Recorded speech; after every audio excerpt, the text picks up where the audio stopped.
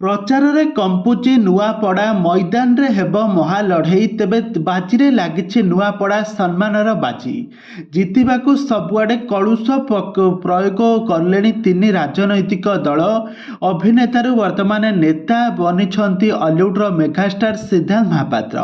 ଆଉ ଆପଣମାନେ ରଚନା ବାନାର୍ଜୀଙ୍କୁ ମଧ୍ୟ ନିହାତି ଭାବରେ ଜାଣିଥିବେ। ସେ ଓଡ଼ିଆ ଇଣ୍ଡଷ୍ଟ୍ରିରେ ବେଶ୍ ନାମିଦାମୀ କଳାକାର ଭାବରେ ବେଶ୍ ସୁପରିଚିତ। ଅଭିନେତାରୁ ନେତା ବନିଥିଲେ ସିଦ୍ଧାନ୍ତ ମହାପାତ୍ର। ଆଉ ଏବେ ସିଦ୍ଧାନ୍ତ ମହାପାତ୍ର ଏବେ ସେ ବିଜେପି ପାର୍ଟିରେ ସେ ଏବେ ଜଣେ ନେତା ଭାବରେ କାମ କରୁଛନ୍ତି। ଆଉ ଏବେ ଯାହା ଜଣା ପଡ଼ିଛି ବିଜେପି ଆଉ ବିଜେଡି ଆଉ କଂଗ୍ରେସ ମଧ୍ୟରେ ମହାଲଢ଼େଇ ହେବା ପାଇଁ ଯାଉଛି ନୂଆପଡ଼ାରେ ଜବରଦସ୍ତ ଟକ୍କର ହେବ ଜଣା ପଡ଼ିଗଲାଣି। ନୂଆପଡ଼ାର ରଣନୀତି ସବୁ ନେତାମାନଙ୍କର ଅଙ୍କ କଷୁଥିବା ବେଳେ ଏବେ ଜିତିବାର ରାସ୍ତା ଜଳଜଳ କରି ଦେଖାଯାଉଛି।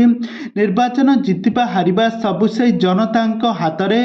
ଜନତା ଚାହିଁଲେ ଯେଉଁ ପାର୍ଟିକୁ ଚାହିଁବେ ସେଇ ପାର୍ଟି ହିଁ ଜିତିବ। ରାଜନୈତିକ ଚର୍ଚ୍ଚା ଏବେ ଜୋର ଧରିଛି। ସବୁଆଡ଼େ ଷ୍ଟାର କ୍ୟାମ୍ପେନିଂ ଚାଲିଛି। ସବୁଆଡ଼େ ଷ୍ଟାର ମାନେ ଆସି ପ୍ରଚାର ପ୍ରସାର କରୁଛନ୍ତି।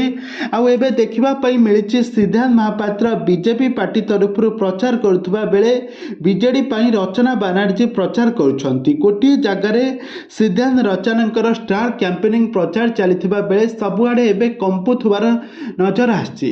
ତ ପୂର୍ବରୁ ଆପଣମାନେ ଜାଣିଥିଲେ ଯେ ସିଦ୍ଧାନ୍ତ ମହାପାତ୍ର ବିଜେଡି ପାର୍ଟିରେ ଥିଲେ, କିନ୍ତୁ ଯେତେବେଳେ ସେ ରାଜନୈତିକ ଦଳ ଚେଞ୍ଜ କଲେ ସେ ଏବେ ବିଜେପି ପାର୍ଟିରେ ଲମ୍ଫା ମାରିଛନ୍ତି। ବିଜେପି ପାର୍ଟିରେ ସେ ଏବେ ଦିଗପହଣ୍ଡି ନିର୍ବାଚନ ମଣ୍ଡଳୀର ଏମଏଲଏ ଭାବରେ ଅଛନ୍ତି।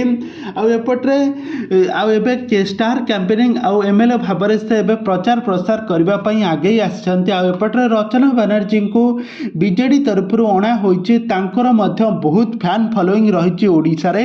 ତ ସିଦ୍ଧାନ୍ତ ଓ ରଚନା ବାନାର୍ଜୀ ଏବେ ଗୋଟିଏ ଜାଗାରେ ଏକାଠି ଏବେ ଷ୍ଟାର କ୍ୟାମ୍ପେନିଂ ପ୍ରଚାର ପ୍ରସାର କରୁଛନ୍ତି। ଏବେ ଦେଖିବାକୁ ବାକି ରହିଲା ଯେ ନୂଆପଡ଼ା ନିର୍ବାଚନ ମଣ୍ଡଳୀରେ କିଏ ବାଜିମାତ କରୁଛି, କିଏ ଜିତୁଛି ଆଉ କିଏ ହାରୁଛି। ତେବେ ଦର୍ଶକ ବନ୍ଧୁ, ଆପଣ କେଉଁ ପାର୍ଟିକୁ ସପୋର୍ଟ କରନ୍ତି? ଆପଣମାନଙ୍କର ମତାମତ ନିହାତି ଭାବରେ କମେଣ୍ଟ ବକ୍ସରେ କମେଣ୍ଟ କରନ୍ତୁ।